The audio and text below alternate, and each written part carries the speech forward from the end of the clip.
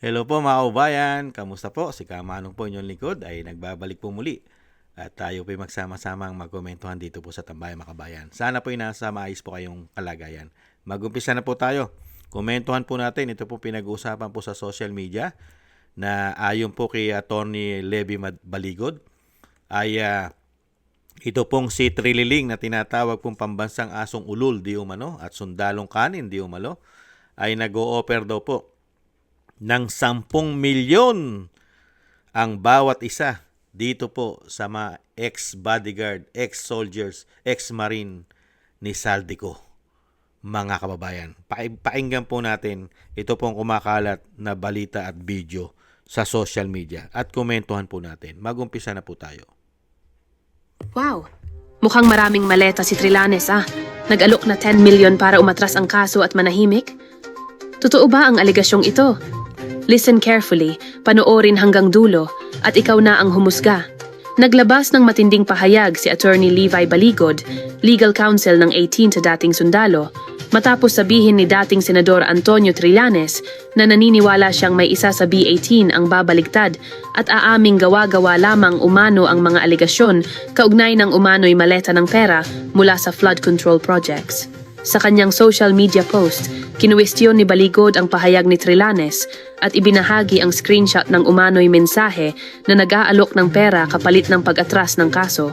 Anya, bakit kailangan niyong ofera ng 10 million ang bawat isa sa B-18 para itago niyo ang katotohanan? Kalakip ng post ang screenshot ng isang umano'y usapan na nagsasabing may alok na 5 million kapalit ng pag-atras ng kaso at isa pang 5 million bilang bahagi ng kasunduan. Nauna namang sinabi ni Trillanes na naniniwala siyang may isa sa 18 dating sundalo ang magsasalita at babawiin ang kanilang mga aligasyon. Idinagdag din niya na courts, not social media, will ultimately determine the truth. Sa ngayon, wala pang inilalabas na tugon si Trillanes kaugnay sa naturang post ni Baligod. Ikaw, naniniwala ka ba na si Trillanes ay Yan, nakita niyo po mga tambay. Kung totoo po yung pinost po ni Attorney Baligod, yung text messages nang galing po sa kampo daw ni Trillanes na nag-o-offer po ng 10 million para lang po bumaliktad o manahimik na sa issue po ng male-maleta. Mga kababayan, ito po mga bodyguard ni Saldico. At ito po'y kasama sa pinost ni Atty. Levy Baligod. Yung conversation nila sa messages, sa text. Mga kababayan. Grabe, no? Napakaraming pera ni Trillanes kung ganon. Mga kababayan. Sa bagay, ayon mismo sa mga Marines o itong dating mga bodyguard ni Saldico, mga ex-soldiers, ay ilang beses po sila na nag-deliver sa bahay mismo ng tinatawag na Judas. Isa sa Judas ng ating bansa, di umano. At nagpakatuta sa ICC. Nagpakatuta ang isang Judas na Pilipino, di umano. Kaya mga kababayan, kung talagang lalabas ang katotohanan at may imbestigahan po ng tamang investigasyon, ito pong 22 na po ngayon kasi meron pa pong 4 na lumabas na mga ex-soldiers mga ex-bodyguard ni Saldico. Nakita nyo po, kung yan lang po maiimbestigahan ng tamang investigasyon na walang cover-up. Hindi i-cover up ng mga politiko dahil mga politiko ngayon ay isang damuka lang magnanakaw kaya nako-cover up.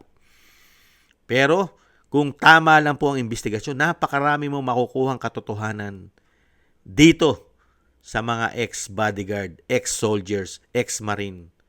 Marami. Katulad po niyan, yung mga messages, yung mga texts na nag-o-offer ng 10 milyon. Hindi po ba isang matibay na ebidensya yan na totoo lahat ang sinasabi ng mga soldiers, ng mga ex-soldiers? Totoo. Dahil o-operan ka ba ng ganyang kalaki? Para lang patahimiking ka? Hindi ka na magsalita? At bumaliktad ka na? Manahimik ka na? Sa issue ng laganap na korupsyon na mahigit 4 na taon o 3 taon mahigit na korupsyon? Kaya nga po mga kababayan, Kaya nga po tayo nagdarasal, nananalangin sa may kapal, na matapos na po ang mga kawalangyaan ng mga taong ito. Lalong-lalo po itong si Trililing na tinatawag di umano. Saan po kumukuha ng pera yan? Hindi ba nakapagtataka? Napakarami pang kinasuhan yan ng cyber libel. Saan kaya kumukuha ng pera yan? Magbabayad ng mga abogado yan. Ilan po ang kinakasuhan yan? At lahat po yan ay may kalakip na malaking halagang pera dahil magbabayad ka sa iyong mga legal counsel o mga abogado. Hindi po ba? Saan kukuha? Wala na naman pong trabaho sa gobyerno si Trililing na tinatawag din pambansang asong ulol at Judas sa Pilipinas. Judas sa ating bayan di umano. Napakaraming pera ni Trillanes pala. Hindi po ba? Saan kaya kumukuha at humuhugot ng isang damukan na pera kung ganon? Hindi po ba? Kaya nga takot na takot sila na maupo si BP Sara na isang presidente ng bansa. Takot sila kasi maiimbestigahan sila lahat. Lalong-lalo po ito si Trillanes. Saan kumukuha ng napakaraming pera itong tao na ito na wala naman pong katungkulan sa gobyerno ngayon. Pero lagi pong laman ng social media at mainstream media. Sikat na sikat. At isa pa, labas-pasok din po sa bansang The Hague o Netherlands ang tao na ito. Saan kaya kumukuha ng pera ang taong ito? Nagtatanong lang po tayo. Kaya po tayo umaasa mga kabayan na lahat pong ito ay lalabas po sa tamang panahon. Lahat po ng sinasabi po ng 22 ex-soldiers, ex-marine o ex-bodyguard ni Saldico at mismo si Saldico, kung hindi po nila magagawa ng kasamaan at hindi nila mapapatahimik si Saldico, lalabas po ang katotohanan sa darating na tamang panahon na magkaroon na po ng isang agila ang manunungkulan sa ating bansa, ay pwede pong gawing state witness si Saldico at itong mga ex-soldiers, ex-marine at ang mga contractors na katulad ng mga Diskaya.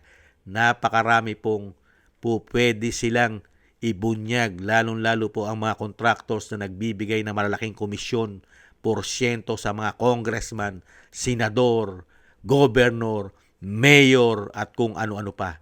Hindi po ba? Napakaganda po sana mangyari yan sa mga darating na panahon. At sana po, hiling din po natin at dasal na wala na po sanang bumaliktad. Huwag na po sanang bumaliktad at masilaw po sa pera na ino-offer po nitong mga mandarambong, magnanakaw, mga salot sa ating bansa, mga maleta gangs, mga buhaya. Huwag na po sana at huwag magpapasilaw itong ating mga ex-soldiers, ex-marine. Huwag po kayong magpasilaw sa pera na galing sa kasamaan. Maraming salamat po, Atty. Baligot. Ingat-ingat po kayo at ingatan nyo po ang 22 soldiers dahil yan po ang pag-asa ng mga Pilipino na mapanagot ang napakaraming politiko na nagsabwatan para nakawin ng pera ng taong bayan. Kailangan po ng bayan ang ating mga soldiers sa tamang panahon. Ingat-ingat po kayo. Doble ingat po. At maraming salamat din po sa naagusto po ng ating Tambay Makabayan sa YouTube at TikTok at ganoon din po sa ating mga subscribers at patuloy po nagsusubscribe at sa mga nagko-comment, like, share at subscribe. Maraming salamat po sa inyo. Shoutout po sa inyo lahat. At shoutout din po sa mga nagbibigay po ng tulong at biyaya.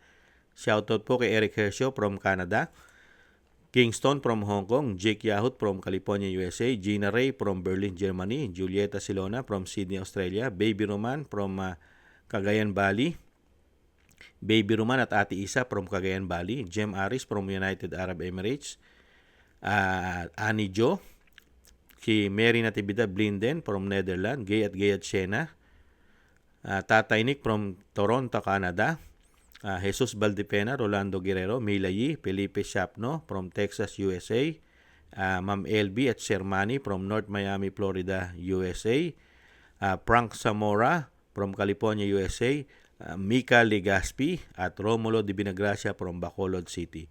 Maraming salamat po sa inyo mga kabayan. Ingat-ingat po kayo sa inyo po mapagawa. Shoutout po sa inyo lahat at God bless po sa inyong lahat. Tiis-tiis lang po. Magtiis lang po tayo. Ingat-ingat po. Bye-bye.